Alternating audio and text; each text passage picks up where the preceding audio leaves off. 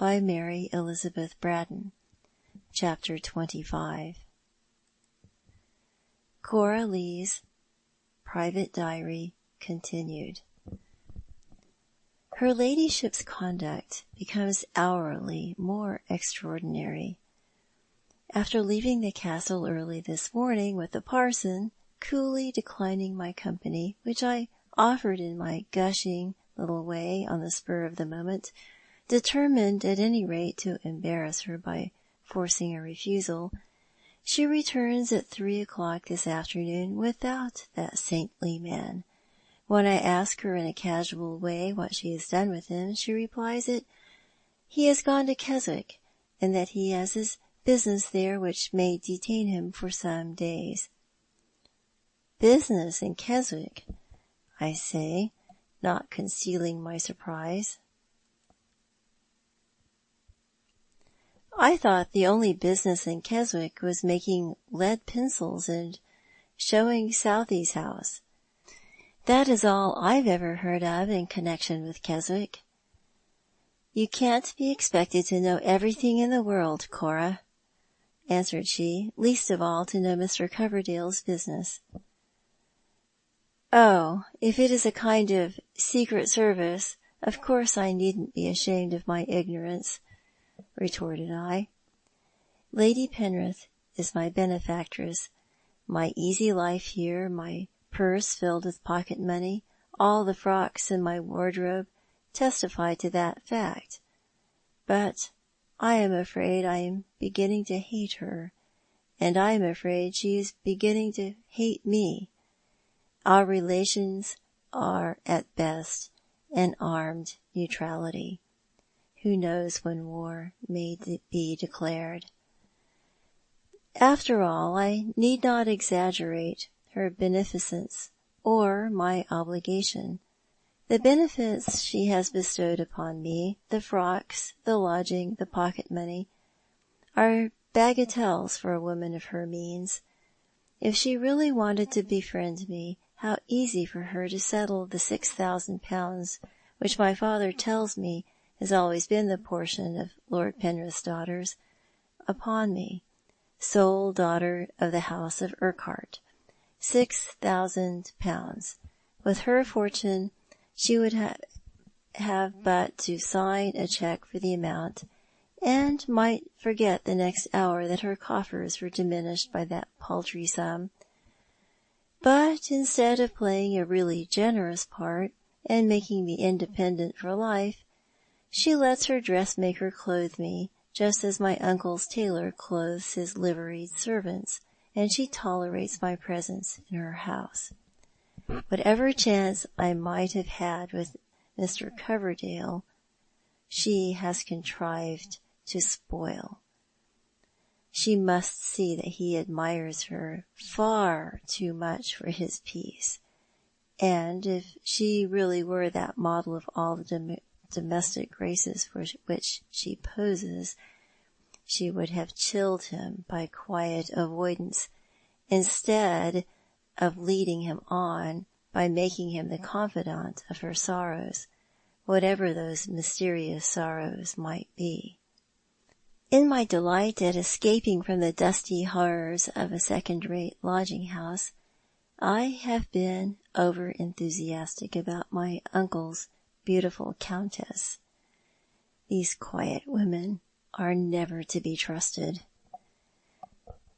Another surprise, and a very painful one, awaited me this evening. It was just on the edge of dark. Lady Penrith had not honoured the drawing-room with her presence after coming in from her long drive, minus Coverdale. Lady Selina, after having usurped my favourite chair all the afternoon, clamoured for an early tea, and for 1 solid hour I was administering to her gormandizing propensities. Released from this genteel slavery, I made my escape from the drawing-room, lest I should be called upon to hold a huge skein of that teeth-on-edge setting worsted — which she calls pre-Raphaelite wool. I thought that in the almost deserted state of the house I should at least have the billiard room to myself, and I might enjoy knocking about the balls, and deliverance from Lady Selina's society. Oh, how sick I am of her married nieces, their houses, their diamonds, their babies, their servants, with the latter of whom she is always quarrelling.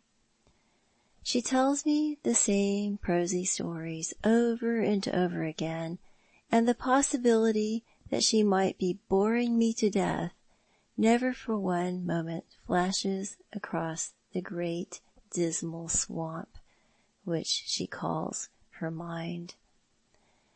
The lamps in the hall had not been lighted, and its stony spaciousness looked cold and grey in the gathering dusk. All the principal rooms open into this sepulchral hall, and I am often reminded of that hall in Macbeth's castle, where the murderer prowled up and down, seeing imaginary daggers, while he waited for the bell that was to tell him his prehistoric toddy was ready. I had opened the billiard-room door, and was just going to shut it again when I heard my father's voice. My father's voice in a house which he had not entered since the Earl's marriage. What could it mean? Certainly not reconciliation. Those rasping tones came from a heart full of bitterness. Nor was there much of brotherly love in my uncle's reply. "You had better hold your tongue," he said. "You have been drinking, or you would not have dared to enter this house." Lord Penrith was standing in the open doorway of his own sitting-room, a smallish room next to the library, while my father stood in the hall. "Dare!" he echoed with an angry laugh. "Dare enter the house that was my father's a few years ago." "If it had been your own a few years ago, it would make no difference to me. It is my house now, and I mean to keep you outside it." "You treat me like a dog." "Oh, no, I don't," answered that cold-blooded monster, my uncle. "I am fond of my dogs. I treat you like what you are, Hubert Urquhart. If there's any animal as vile, I have never met with the species." "It's great to hear you talk like this, after I played your game, made the running for you, helped you to a rich wife." "You tried to win her for yourself by the very basest means the mind could invent." "Oh, come now. This is only tall talk." "You know how you imposed upon her ignorance of life, tried to persuade her that her good name was forfeited, that she had fallen so low in the world's esteem that her best chance of redemption was to become your wife. Ah, and with the devil's own luck you struck in, caught her in a fit of hysterics, and won the stakes. There was never such a fluke. Come, Penrith, you can't frighten me away with the big words. All that highfalutin of yours has about the same effect on me as water on the proverbial duck. Hard words don't kill. Hard words won't send me off these premises without hard cash. I have asked you, my brother, and a rich man, to help me out of a difficulty. I asked you just now for a monkey. It was not much for you to give it if you had a spark of generosity. I have not one scintillation where you are concerned. I have only one feeling, abhorrence, the kind of abhorrence which includes contempt. Nonsense. We both angled for a big fish, but you were able to bait your hook with a coronet.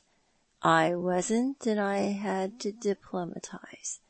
Come, Penrith, if you won't stand a monkey, give me your cheque for £250 and I'll wish you a civil good night.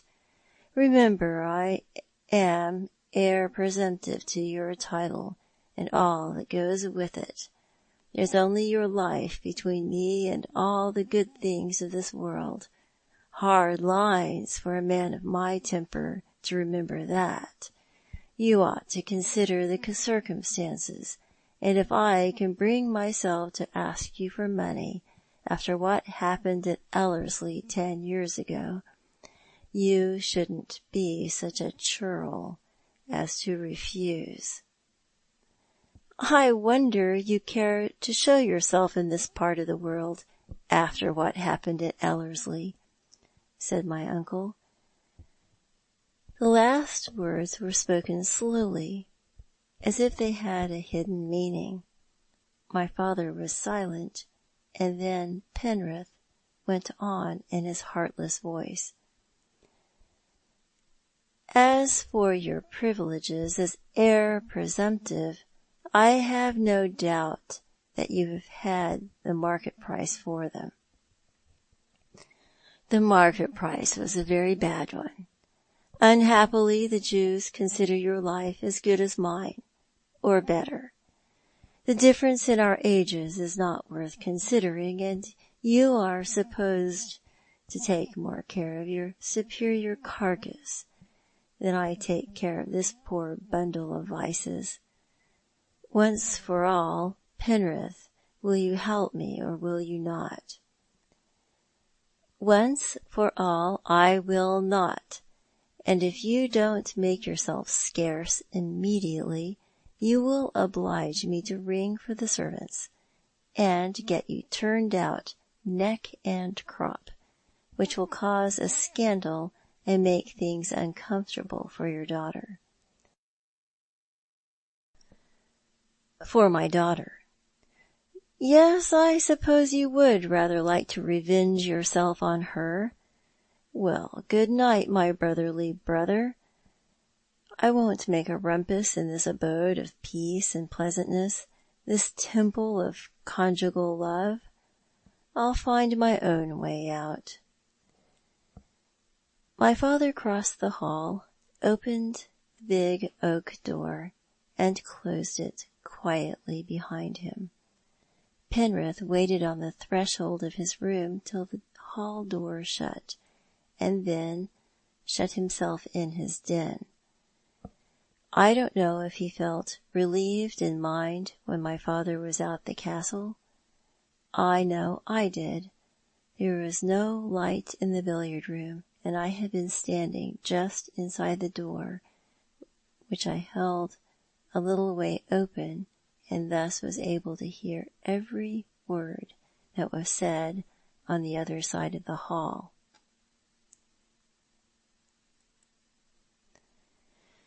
Ugh, what a life! To grovel like a hound, and to be driven out of his brother's house like a hound. Surely Providence can't expect much good out of any woman who starts in the race of life handicapped with such a father as mine. After what happened at Ellerslie 10 years ago, I must get to know all about Sybil Higginson's engagement to my uncle. There are evidently tragic circumstances, something that comes nearer Lord Penrith and his wife than the murder of her ladyship's foster sister. I must make Lady Selina give me the history of her niece's marriage.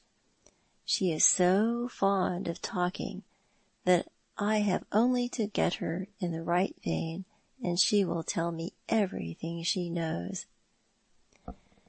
The dinner this evening was the most melancholy meal I have sat through since I came to the castle. There were only my uncle and his wife, Lady Selina, and myself. His lordship was silent and gloomy, evidently brooding over that fraternal conversation I had overheard. Her ladyship seemed lost in thought. Lady Selina prosed and twaddled for the whole party. "I am very tired, aunt, so I shall go straight to my room and leave you and Cora to amuse each other," said Lady Penrith, as we 3 women left the dining-room. "I can't think what you are all about today," Lady Selina answered pettishly. "If your cottage visiting keeps you engaged as you have been lately, I'm sure it must be too fatiguing for you. You should make Cora help you." This last remark was accentuated by a malevolent look in my direction, as if I had deliberately refused to help. "Her ladyship knows that I am always at her service," said I. Lady Penrith noticed neither her aunt's speech nor mine. She just nodded good night to us both and went upstairs, leaving me to the unspeakable dreariness of a night with Lady Selina, and no possibility of escape to the billiard-room, where my uncle would be sitting alone, not a pleasant person to intrude upon in his meditative moments. There was one compensation. I had a whole evening before me in which to make Lady Selina talk about what I wanted to hear. Needless to record the insidious means by which I approached the subject. I doubt if she liked me any better than on that first night of her visit, but custom had made her familiar and confidential, and as it was natural for her to talk, she soon began to expatiate upon the folly of her niece's marriage. "Sibyl might have married ever so much better," she said. "A beautiful girl who was sole heiress to, I am afraid to say, how many thousands a year, would have had magnificent offers as soon as she appeared in the great world. Her connections on our side of the house would have admitted her at once to the most exclusive circles, if there are any exclusive circles left," interjected Lady Selina with a sigh. "She might have married a duke, but through my brother-in-law's folly, his mind was utterly unhinged, I believe, by the fate of that mysterious waif. She was hustled into a marriage with a man for whom she never cared a straw, and who was a very poor match for her." "My uncle's family is one of the oldest in the north of England," said I. "My dear young woman, old families are cheap nowadays. 60,000 a year is too much to pay for an old family and a neglected estate, encumbered as this was when my niece married. She could have married the bluest blood in England on much easier terms, if I had been allowed to chaperon her, as was intended, before that awful business at Ellerslie." "Pray tell me about the murder, Lady Selina. Have you never been told?" she exclaimed, quite oblivious of her curt replies on the first evening we spent together. "It is a most painful story, peculiarly painful to me, since a connection of our family was involved in it, and was actually accused of the murder, and locked up in a wretched hovel that used to accommodate smugglers and such people. They have pulled the place down, I am happy to say, and have built a respectable police station."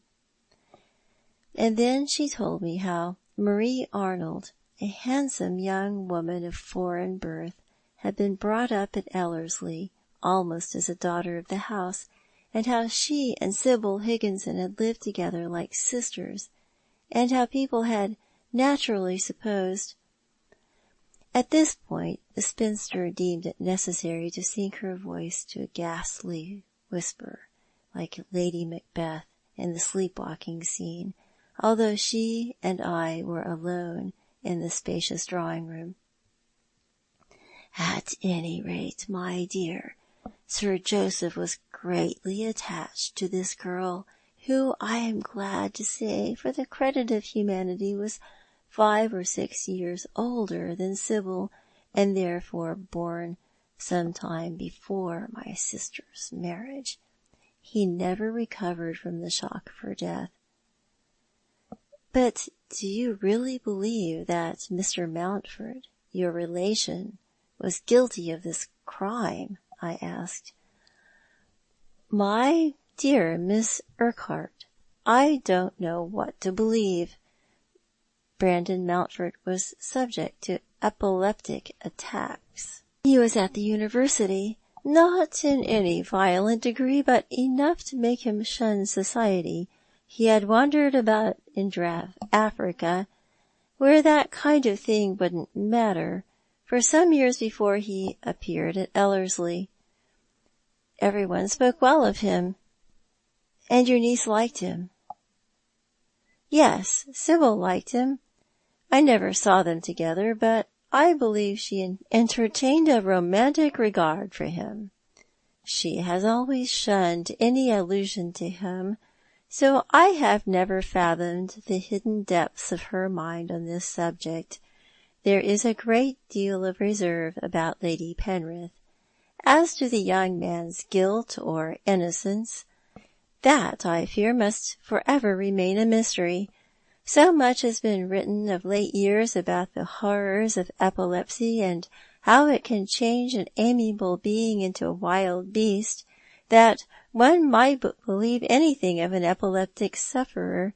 This poor creature was found kneeling by the murdered girl. His hands dyed with her blood. He did not even deny his guilt, Miss Morrison told me. Miss Morrison is the housekeeper at Ellerslie, with whom doubtless the spinster aunt has held lengthy confabulations. There is no one like an old and trusted servant for telling family secrets." "Since he was taken red-handed, I suppose there can be no doubt of his guilt," said I. "But if he were not the murderer, who else would be likely to have committed the crime? Was anyone else ever suspected?" "No. Poor Braddon's guilt seemed only too obvious, and the murder was too motiveless to be the act of a sane person. The young woman had no enemies. There was no one at Ellerslie besides Braddon and your father." "Then my father was there at the time of the murder?" "Yes, your father used to come and go like a member of the family before Sibyl's marriage. I don't know what the quarrel was about, but there was a quarrel at the period of her engagement to Penrith. Mrs. Morrison hinted at an ugly scuffle between the brothers, blows, broken glass, but the particulars were never clearly known. Your father was certainly hurt, and the doctor had to be called in, but the servants were told he had had a fall. Whatever the actual circumstances may have been, there was bad blood, for Mr. Urquhart never entered Ellerslie Hall again after that fall.